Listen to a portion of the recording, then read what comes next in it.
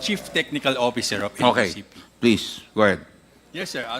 That has been a concern, correct? Yes, sir. I confirm that there is no push button anywhere that can block out the whole grid of the Philippines.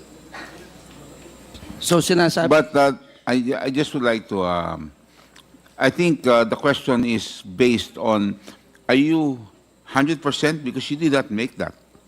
The National Grid did not make that software and did not make that. We're talking about bottom, we're talking of anything, but they're able to tamper with our Yes, sir. supply None. of electricity, As we transmission of have electricity. reported, Mr. Chair, our SCADA is not connected to the internet, can be accessed. Yeah, it has the own Okay. postage. Okay, Mr. President Jesus, you still have the floor. thank you, Mr. Chair. Siguro follow-up question lang. Yung access ba ng Chinese counterpart nyo sa ganitong klaseng control, nakikilam ba sila pagdating sa ganito? Mr. Chair, all our load dispatch center and engineers in our facilities are all Filipinos. Mr. Chair, can I assure the Filipino people, especially yung mga nanonood sa atin, there's no such things. I want you to confirm that. You're under oath. Mr. Chair, na-under oath ba sila?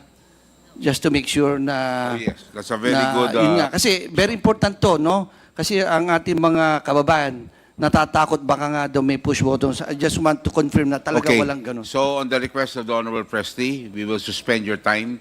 Please rise. The committee, everybody, all resource persons, okay? Pati yung mga nasa likod, no? All resource persons attending for the first time, okay? Please rise. Please. At, Please raise your right hand. Do you swear to tell the truth, the whole truth, and nothing but the truth before these congressional inquiries, so help you God? thank you. Please take your seats. Okay, the Honorable President Jesus. Thank you, Mr. Chair. So, kasi, you know, we work in the energy sector for the last 15 years. So, hindi madali magpatay o mag-shut off ng kuryente. Can you explain yung procedure kung paano sinashut down ang buong grid? Yan ba isang pindot lang dito sa Pilipinas o iba sa Luzon, iba sa Visayas, iba Mindanao o iba bayan? Kasi meron tayong mga substation tender na sila lang ang ano. Can you explain that if you have a presentation para once and for all maintindihan ng ating kababayan? Ano ba kasi natatakot sila sa one button na yan na sinasabi nila. Please explain. Mr. Chairman, may I Please. Sorry, I'm sorry. Yeah, Are you a technical person? I'm not. I just want to raise a point, Mr. Chairman. Can you Because respond to the question? Yes, Please. Mr. Chairman, we have protocols, but I would like to assure this honorable body that we can divulge everything about our protocols, but these are very, very sensitive issues, and they involve national security.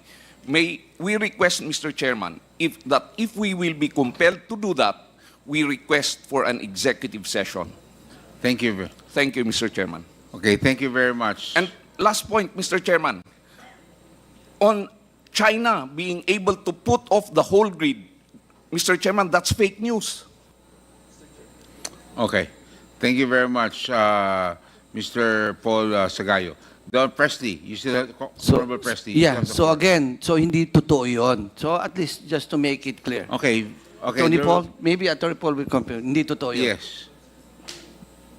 Absolutely a lie, Mr. Chairman. Thank you very much.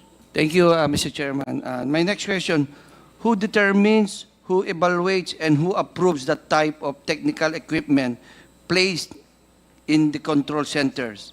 Who is authorized to handle the control? Mr. Chairman, again, the same answer, that all of these things will be covered. We can make, in a presentation that we can make, provided that it is on executive session. Thank you, Mr. Chairman. Thank you. Again, my next question, have you opened these control centers to a cybersecurity or any security vulnerability audit? Who's going to reply? Who's going to reply? Paul, are you replying? Mutia. Or Mr. Chairman. Rico Vega?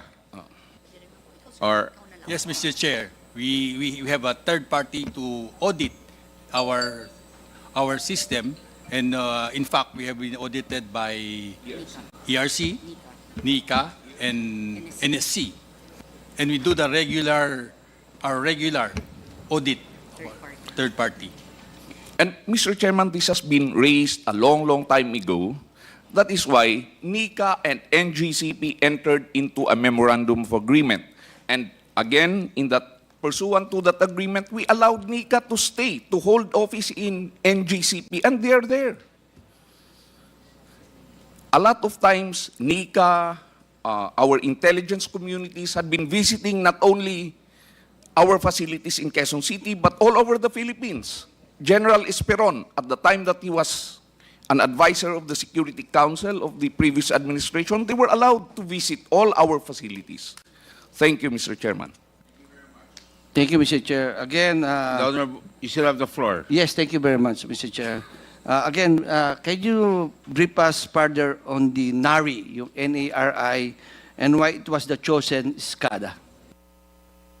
Mr. Chairman, can we ask Engineer Clark Agustin to answer the question?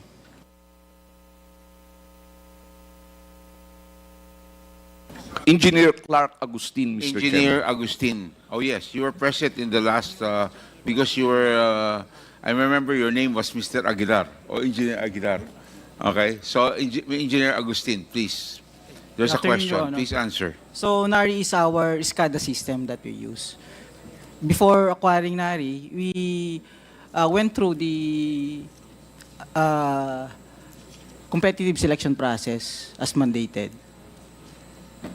And then regarding the source code issue, and regarding the source code issue raised earlier, for NARI, we have the source code.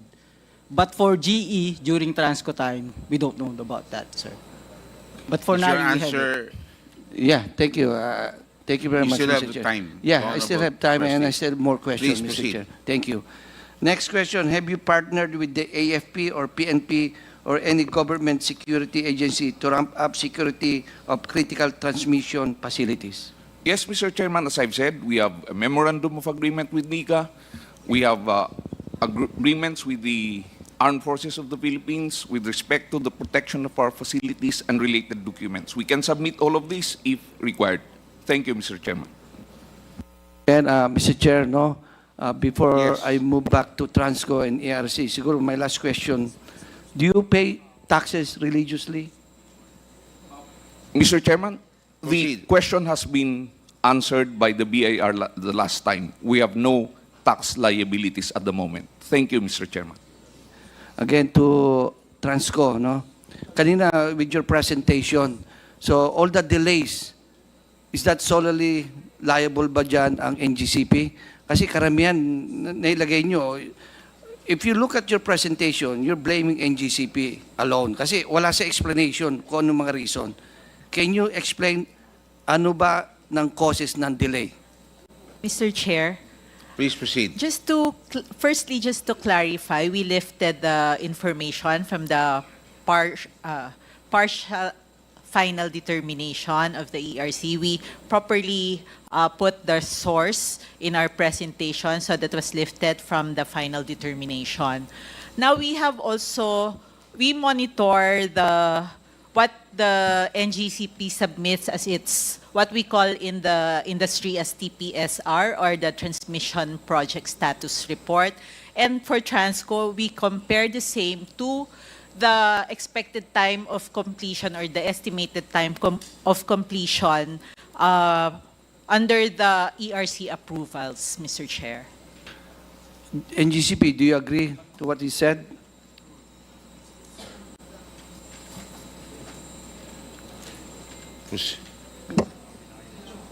Who you're addressing the question to? To NGCP, if Okay. they agree to what Transco said a while ago. Attorney, Paul? Yeah. Is it, who's going to reply? Is it Attorney? Attorney Mutia will reply, but can you please repeat again? Can you please repeat what you've just stated? Mr. Chair. Can you please repeat that? Yes, firstly,